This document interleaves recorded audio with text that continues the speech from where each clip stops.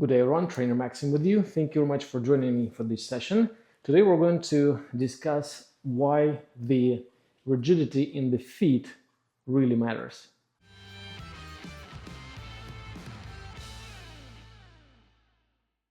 As always, before we start, I want to thank everyone who supports my channel. Thank you so much, guys and girls. Thank you for your comments, suggestions. Thank you for simply watching my videos. Thank you. I also appreciate your support, super thanks, donations, and of course my support angels. Thank you. Thank you, everyone. We often underestimate the importance of our feet for the body's ability to maintain its balance and perform its physical activity. No matter what we do, from jumping, running, boxing, handstanding, the importance of the feet is tremendous. In my other video on the feet mechanics, we already discussed the importance of the arches, that we need to make sure that our feet are not collapsing in, holding its arches in order to stabilize the shin bone, because the shin bone is the link that connects the feet and the hips. If the feet are not stable, then the hips will be wobbly, the knees will be collapsing. If the knees are collapsing, then the spine will not be able to perform a job properly, and so on and so forth. Also, we already discussed in that video how important it is to gain control of the outer toe muscles to provide even better lateral stabilization for the torso. But what we really did not discuss in that video, the importance of the rigidity of the muscles of the sole. And not only the muscles, we also have the fascia there, and we really need to train those muscles to stay a little bit rigid for one very important reason. If we, let's say, think of any lamp, or for instance, take this iPad stand. This iPad stand would not be able to hold any iPads without that nice black base it has at the bottom, right? And even if it had that black base, but that black base were made of rubber, it would still not hold anything, because simply that base would not be ensuring the stability of the structure, and the structure would be collapsing all the time, forward or back, depending how the forces affect that stand. And that is absolutely true for our body. Let's say we're standing tall right now here, right? And the only thing that stops me from falling forward, if I keep my spine neutral, is my feet. If I have some rigidity in the arches of the feet here, and my toes are doing a great job grabbing the floor, then I can even lean forward and still maintain the control of my body. But if every time I lean forward, my muscular structure here and my fascia here give up the rigidity, then no matter how strong you are, no matter how well you align your body, you're not going to maintain any balance. And that is essential for many exercises we do, from walking to squats for deadlifts. Let's say, see what's going to happen if your muscles here are kind of dormant.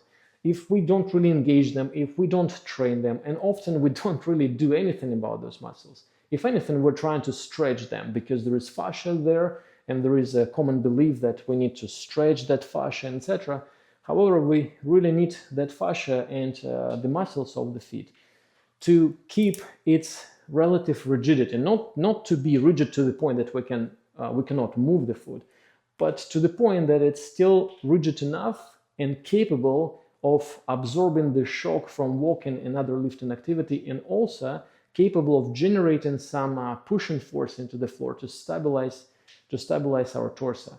Because if it's not the case, if those muscles and that fascia always give up its tension, see what's going to happen during the walking. Let's say you know that we would like to walk not with the leg forward, but pushing the leg back, right? So that the back muscles, and I have a video on proper walking, by the way, so that the back leg muscles are pulling our upper leg back, generating nice propelling force so that we can push to propel in order to walk. That will keep the spine upright, preventing the slouch and saving our lower back, and so on and so forth. However, say our foot does not have rigidity to it whatsoever. So let's say I'm pushing back one, and my foot is going completely into that position. So my toes relative to the feet are completely up this way. It means that all the muscles those toes are associated right now are stretched. And if it's the case, then my back muscles of the legs, they must work really hard in order to produce any meaningful pull, because any force these muscles generate is being lost to the flexibility of the foot muscles. So what I mean by this, let's say I have this stick, right? And this stick is very mobile. It has a lot of joints, right? And picture that I'm trying to, it's my fishing rod, right? And I cut a fish. Now the fish is here, and there are muscles attached here, for example, but those muscles are so flexible and they never generate any meaningful force. So once I cut the fish, I need to pull the fish up. I'm pulling with my hands, but the more I pull, the more the gravity takes the stick into the bend, like this. And now I'm generating a lot of efforts with my arms, with my biceps, with my shoulders, but the fish relatively still stays in the water. I cannot pull that fish out of the water because all my force, all my pulling force is being lost to the flexibility of that fishing rod, right? Had I only had a better fishing rod made of flexible steel, for example, or better wood, which would have some flexibility to that, but not to the point of wobbliness, then no problem. If I turn my stick a little bit other way, like this, now it becomes more rigid, keeps its structure, and I can pull it up. Because now my fishing rod can hold its tension, and through this tension I can transfer the force I'm generating with the upper arms and other muscles of my body. The same is true for your legs. When the legs are pushing back and the toes, the toes are being stretched like this, the toes, by virtue of going into that position, stretching the muscles of the sole here, the feet and their fascia, then these guys cannot effectively push you forward. As a result, we tend to over-engage these guys to the point that the engagement of the glutes and the hamstrings might take your pelvis into the extreme posterior pelvic tilt, and now the whole mechanics of walking becomes compromised. And often we would reverse to the walking leg forward, and that's not what we want to do.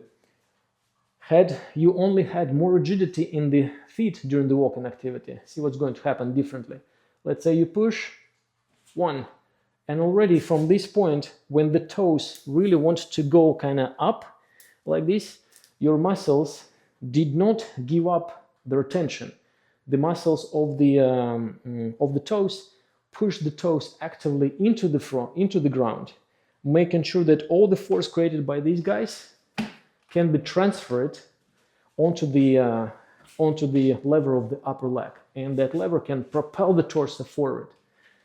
So essentially, when you keep the rigidity here, you are significantly reducing the loss of the pushing power of your upper legs, because now you don't lose the force you generate with the back leg muscles to the flexibility of the sole, flexibility of the foot muscle, right? You can see the difference. One, see how my toes are not really giving up their position, not doing this, and still staying a little bit like this. So now I can move with precision, and as a result, with more power, and as a result, my muscles of the legs, they don't have to work hard, because slightest generation of force will be transferred through the feet into the ground without any losses, and that will be enough to propel you forward. So just by keeping the rigidity in the foot, you're saving a lot of efforts.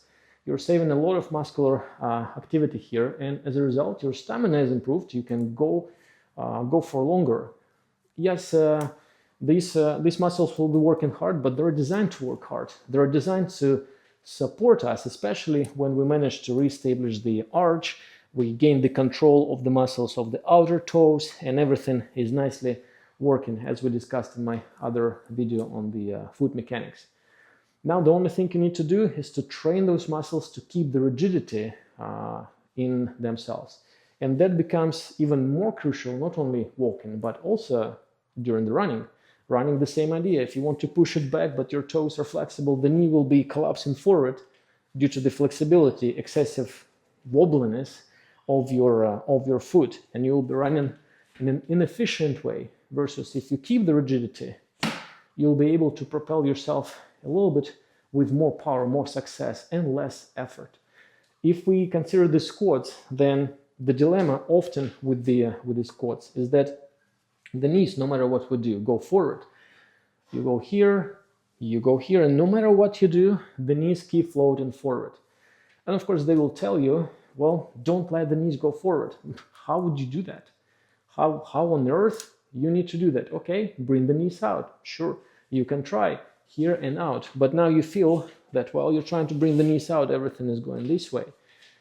And in a way, you're chasing your own tail. That's why in powerlifting, they came up with the idea of the elevated heels. Why we need the elevated heels? Nope, it's not the ankle mobility. I have a very average ankle mobility. I will not be able to keep my heels on the ground no matter what I do.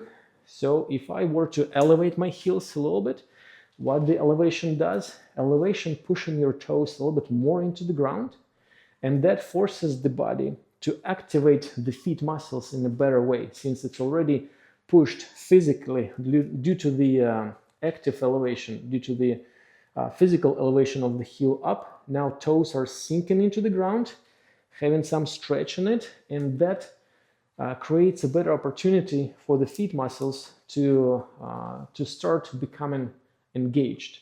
However, we can train it on our own. Compare these two options. Let's say I'm standing here, I don't know about the feet, and even to make the feet rigidity, and to make the matter worse, my arches are collapsed in. So I'm trying to do the squats. 1, 2. You see how much the knees are going forward, right? Well past the toe line. Even I go like this a little bit, that will be still hard for me to keep the knees from going forward, because just as with the example I gave you for the iPad holder, it does not have a good rigid base to use it for the support, right? Same with my body. And of course, naturally, we still try to do the squats correctly, so we're forced to do this. 1, pushing the butt back in order to avoid collapse of the knees. But by pushing the butt back, you're simply leaning the torso more down to the floor, exposing the spine to more torque, and now it becomes almost impossible to do the squats at full range with heavy weight. You simply can't. That's why you see at the gyms, typically people would perform partial squats, not going too deep. Unless they have something under the heels, then they can go a little bit deeper. Had they only had more rigidity in the toes, or understood the importance of that rigidity and knew how to use the muscles of the feet and their fascia, then they would have been doing this thing. Let's say I'm here, reestablishing my arches, making my arches rigid, having the weight, and I go down. 1. So due to the rigidity of the feet, my knee cannot slide forward, because simply my calf muscles benefit from the rigidity of the arches, because that rigidity stabilizes the shin bone, making it possible to use the calf muscles effectively. So when you contract these muscles, the calf becomes active and in a way pulling your shin bone back. And that's what stops the knee from going over the toes. And when it's the case, then it forces the glutes to bring the upper legs more sideways. In combination with the proper spinal mechanics, core mechanics, and inner thigh mechanics, you'll be having this. 1. You see how my knees are a little bit forward, but not too much. Just enough to accommodate my good low squat. And I go up. 1, 2, tension, supported, tension. My outer toes, 4 of them, as a result of that tension, kind of sinking into the floor. 1, thereby activating my sole muscles, giving an opportunity to the calf muscles to work effectively. So instead of pulling on the foot this way, and because they cannot perform this movement of the foot, since the foot is locked by standing on the ground, instead these muscles pulling on the on the lower leg this way. One, stabilizing the lower leg. Now lower leg cannot slide forward, and for the reason unknown, the knee sits on the lower leg, so the knee cannot go forward because the lower back is stabilized by the feet muscles, and that will give you a very nice squat. 1, 2, or deadlifts, and 1 and 2 with the knees not going forward excessively. Without that, it would be very difficult to perform. Another example I can think of, boxing, let's say. In boxing, standing like this, feet turned out like this, so there is no tension. Now you cannot really generate the force, right? Versus feet a little bit internally rotated like this with the inner thighs working, rigidity in the toes, rigidity in the feet, and you can really go and be very, very stable, very bouncy on the feet. You can generate all those things. You can do rotation of the hip and be very quick on the feet, simply because you have the rigidity in the muscles and the fascia of the feet. We definitely don't want to stretch the feet, to make it more flexible, to train the muscles to disengage every time when we walk or dance or run. Quite an opposite. We want in this case that fascia and the muscles of the feet to be a little bit more rigid, to give us an ability to absorb the shock while we're running. So it's another quality, not only to generate the force to prevent the shin bones from collapsing forward, but also to absorb the shock like a suspension in the car does. By keeping the tension, let's say you're jumping, when you're landing, like we do in running, you're landing on the rigid arch of the feet, and that rigid arch on landing goes into the extension, a little bit affected by the force of the gravity, and back into the rigidity, and that will give you that springy sensation in the feet. Versus without the tension, no way you can jump like this. Without the tension, there is no absorption mechanism in the ankles. It's bone against the bone. There is no absorption mechanism in the knee, bone against the bone, in the hip, bone against the bone. The only absorption mechanism we have represented by the spring-like structure of the rigid arches. That's what saves your knee during the jumps. You jump, and instead of absorbing all the shock with the ankle first, knee second, hip, that shock might actually wreck your joints, and that's what happens with the knees with time in runners, say, or joggers, or anybody else, when the rigidity is not present.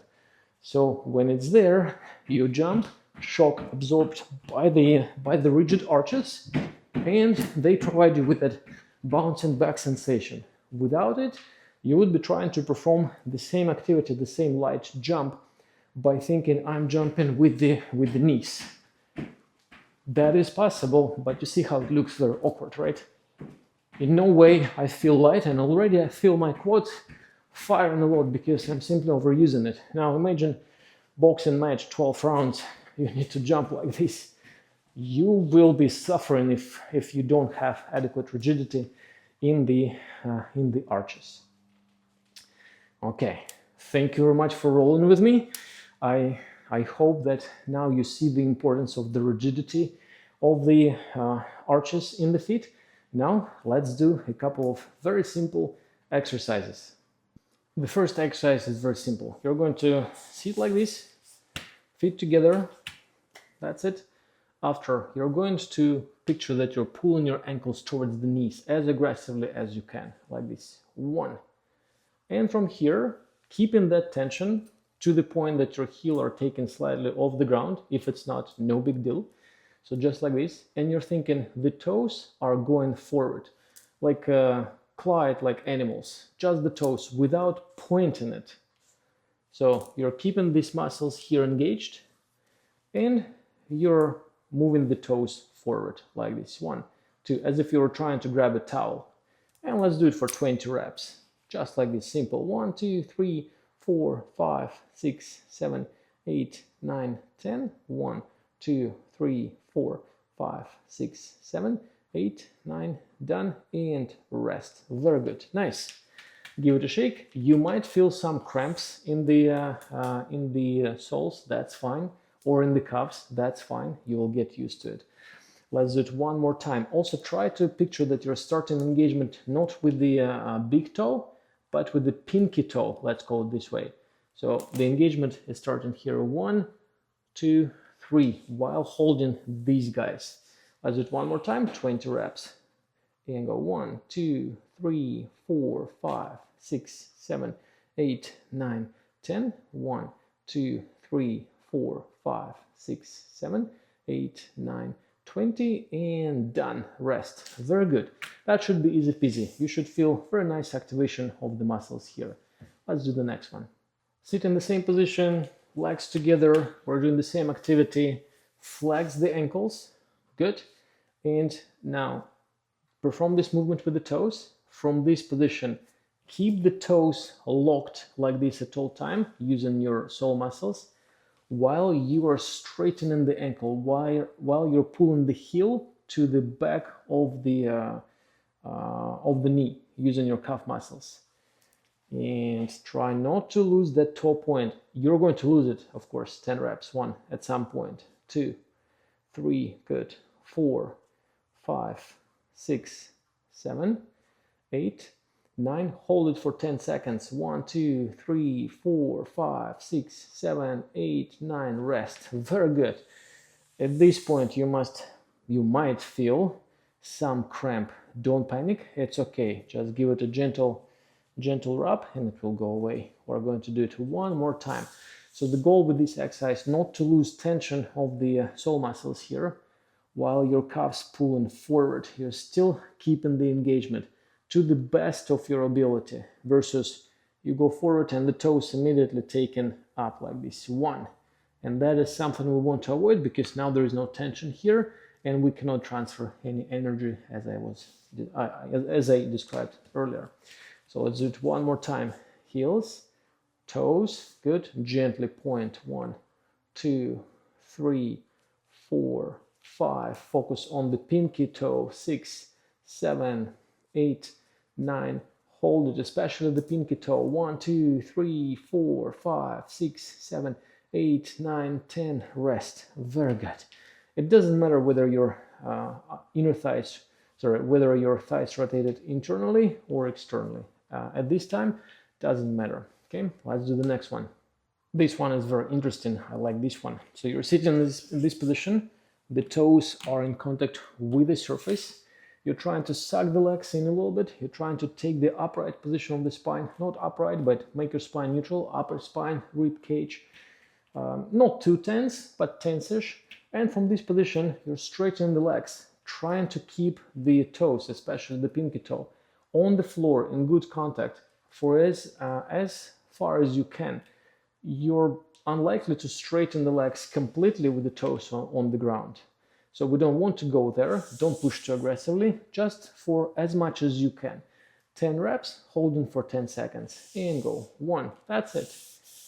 2, all the toes are on the floor. 3, 4, 5, good.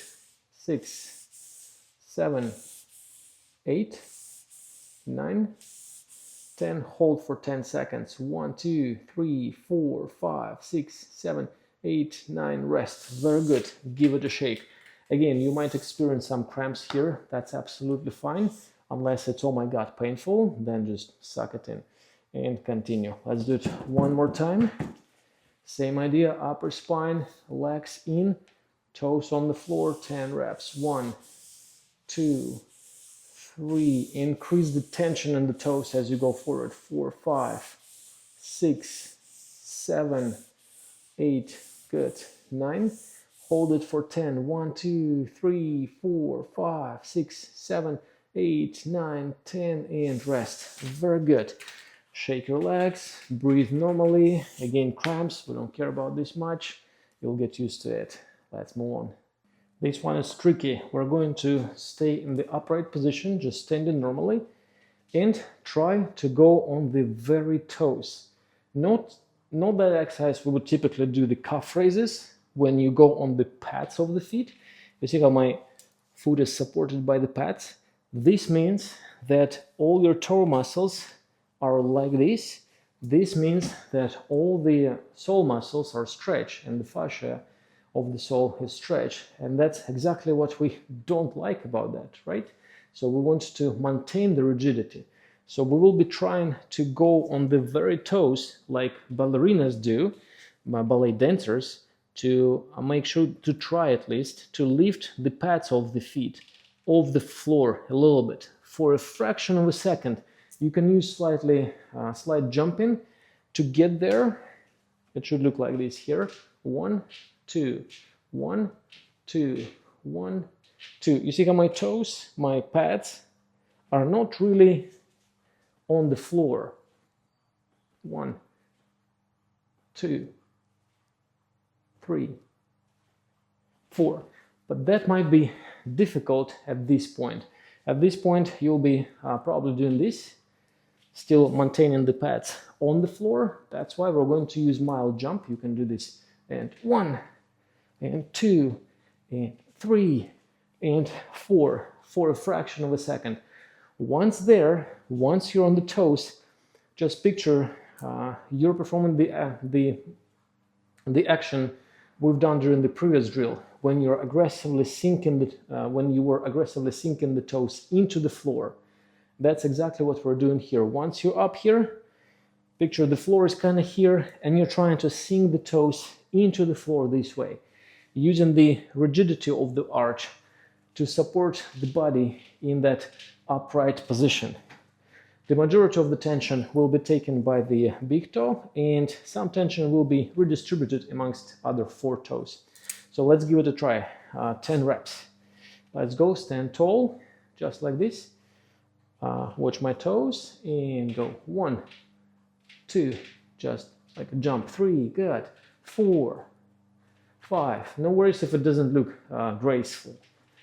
6, 7, 8, 9, 10. Good. Rest. Give it a shake. No worries if it doesn't work, and it will probably not work from the first attempt, but we will keep trying. Keep the spine a little bit neutral, upper spine, rib cage. You can rotate the thighs out for the sake of the exercise. It's fine.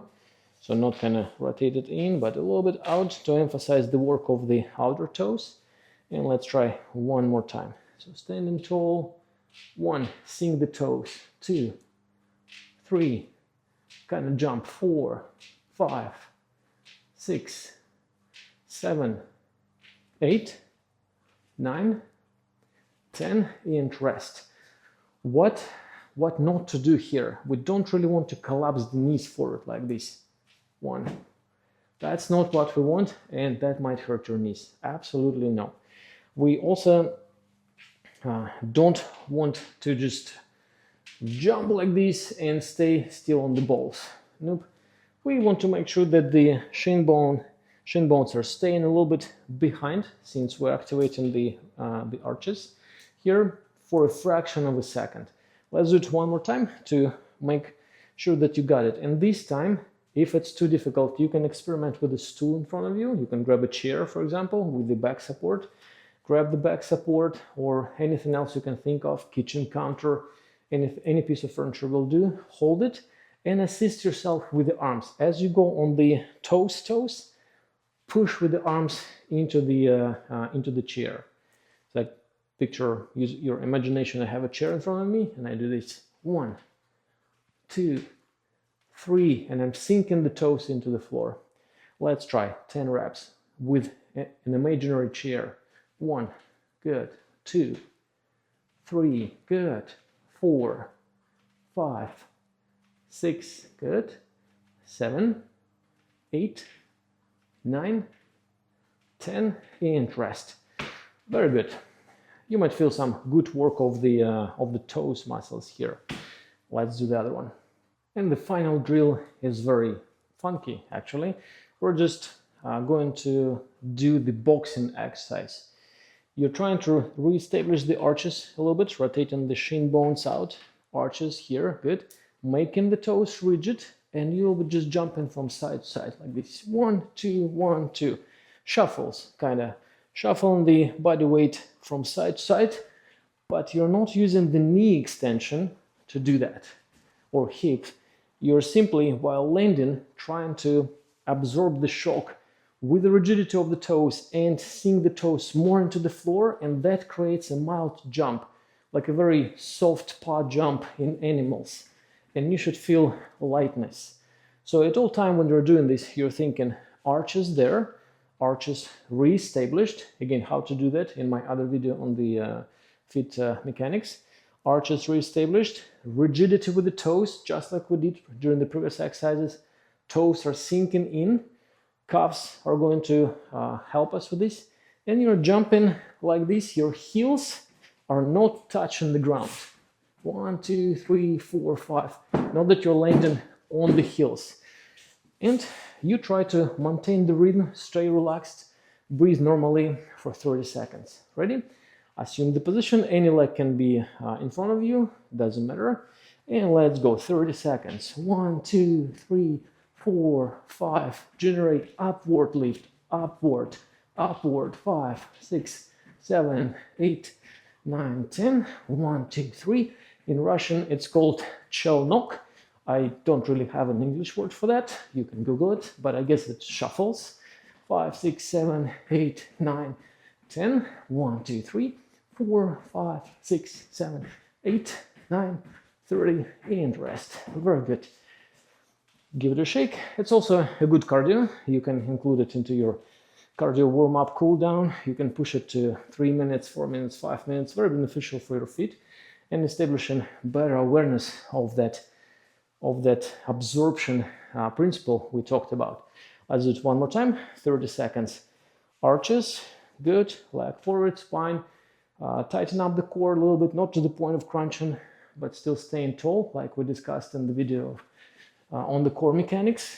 Good. 1, 2, 3, 4, 5, 6. Up and down, up and down, up and down. Not just side to side. 3, 4, 5, 6, 7, 8, 9, 10. 1, 2, 3, 4, 5, 6, 7, 8, 9, 20. 1, 2, 3, 4, 5, 6, 7, 8, 9, 30. And rest. Very good. Let's do it one more time to make sure that you really got it. One thing to emphasize here, I don't want you to think that you're jumping strictly from side to side, because chances are you will start collapsing the knees, like 1, 2, 1, 2. We don't want it. Picture that you're bouncing up, and from that upward movement, you're transferring sideways time at 1. And again, up, rigid arches, bouncing 1 and up. Bouncing up. Let's do it 30 seconds. Go 1, 2, 3, 4, 5, 6, 7, 8, 9, 10. 1, 2, 3, 4, 5, 6, 7, 8, 9, 20. 1, 2, 3, 4, 5, 6, 7, 8, 9, 30, and done. Well, a lot of fun. It's a very nice cool down. Okay, and that is it on the importance of the rigidity in the arches of our feet. You can include this training, these simple exercises into your warm-up routine and cool down routine in order to improve the rigidity of your arches. So now let's do final stretch and we will be done. To further help your muscles of the feet to be adequately engaged, we also need to gain a little bit extra flexibility in the muscles of the front of the foot, because often we overuse them since we really like bringing the toes up or bringing the ankles up due to many factors, especially when you wear a very rigid pair of shoes. Those dressing shoes for the suits, they're so rigid that you don't have to use your own muscles of the feet. You just can relax, and the rigidity of the dressing shoes soles will do all jobs for you. But by wearing them too much, you start overusing the front muscles, and now the front muscles have more rigidity, and they might hamper your attempt to engage the sole muscles by providing a lot of resistance here. So we really need to make sure that we have some degree of flexibility in the front of the ankle muscles. And for that, we need to do a simple stretch. So grab a mat. It's a very simple stretch. Go down like this. It's great. And place the foot this way, picturing that you're trying to create a bulge right here. You're not collapsing the knee necessarily forward.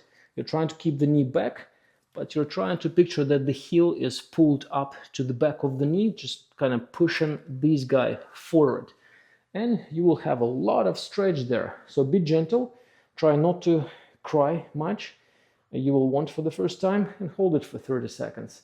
1, 2, 3, 4, 5, 6, 7, 8, 9, 10. 1, 2, 3, 4, 5, 6, 7, 8, 9, 20. 1, 2, 3, 4, 5, 6, 7, 8, 9, 30, and done. Very good. Be gentle. Let's do it one more time. Go here. Same idea. Here. Bulge the foot here. And hold. 1, 2, 3, 4, 5, 6, 7, 8, 9, 10. 1, 2, 3, 4, 5, 6, 7, 8, 9, 20. 1, 2, 3, 4, 5, 6, 7, 8, 9, 30. And done. Good. For the first time, it can be very painful, but remember, it's all in your head. Just don't pay attention to that pain and keep going. Ideally, I want you to get to the point where when you can perform this stretch while standing on both feet and supported by something. Let's say you go to the wall here, place both feet on the mat, go like this here, forward, and try to stay tall. Lock the knees. Keep bulging the front of the feet and just stand normally. 1, 2, 3, 4. Breathe normally. 5, 6, 7, 8, 9, 10. 1, 2, 3, 4, 5, 6, 7, 8, 9, 20. 1, 2, 3, 4, 5, 6, 7, 8, 9, 30, and done. Very good. It's very difficult to maintain the balance in that position, but again, once you got to this point, you will feel good stretch here, but with time it will disappear.